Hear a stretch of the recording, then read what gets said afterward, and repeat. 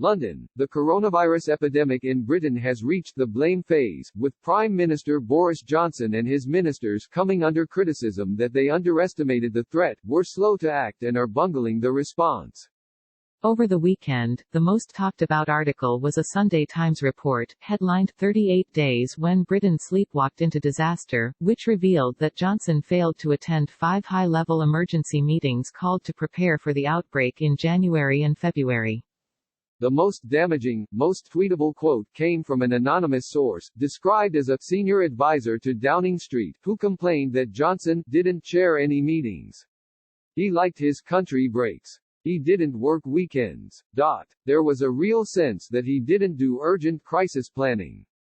It was exactly like people feared he would be. Europe thinks it is past the peak of the first wave of the coronavirus.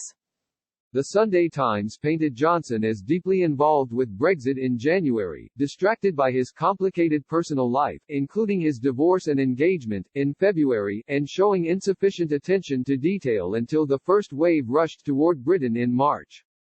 Johnson's aides and ministers have scrambled to defend the sidelined Prime Minister, and themselves, against charges they fumbled the great test presented by the virus. The Health Ministry issued a 2,100-word response to the Sunday Times Insight article that said the newspaper was guilty of a series of falsehoods and errors and actively misrepresents the enormous amount of work which was going on in government at the earliest stages of the coronavirus outbreak. Yet Michael Gove, one of the top ministers entrusted with orchestrating a response to the novel coronavirus, did confirm Sunday a central charge in the article, that Johnson had missed the 5 emergency meetings. Gove waved it away by saying that chairing meetings is not important, that the Prime Minister's presence was not essential and that Cabinet Office Briefing Room (COBR) meetings are often run by the minister in charge of the topic under discussion. Sign up for our Coronavirus Updates newsletter to track the outbreak. All stories linked in the newsletter are free to access. Johnson's critics, however, said this was not a winter flood in the Midlands but the greatest threat to Britain since World War II, according to the government itself. Gove stressed that Johnson had been at the helm throughout the initial response. At a Sunday evening news conference at 10 Downing Street, the Education Secretary, Gavin Williamson, reiterated that Johnson had been leading our nation's effort to combat the coronavirus. Since contracting the virus himself, of course, Johnson has clearly been absent. He announced Britain's version of a lockdown on March 23, later than many countries in continental Europe.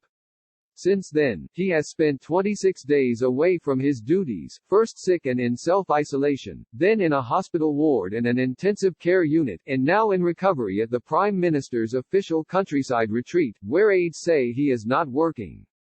Boris Johnson praises immigrant nurses who saved his life, as Britain's NHS becomes a rallying cry.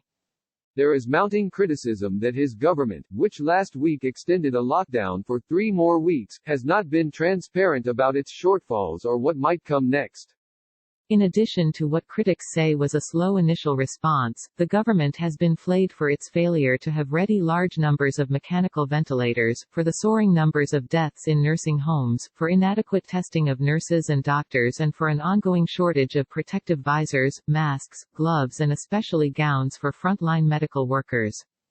Johnson tried to rally automotive companies and vacuum cleaner makers last month to pivot to ventilator assembly. But little has come of that effort. The Financial Times described it as plagued by disjointed thinking that sent volunteer, non-specialist manufacturers down the wrong track, designing products clinicians and regulators so far deemed largely unsuitable for treating COVID-19 patients. Meanwhile, a shipment from Turkey of 400,000 protective gowns, scheduled to arrive Sunday, has been delayed, causing further embarrassment and threats by National Health Service workers that they might not show up to work. Chris Hopson, chief executive of NHS providers, told the BBC that the medical system is going through 150,000 gowns a day.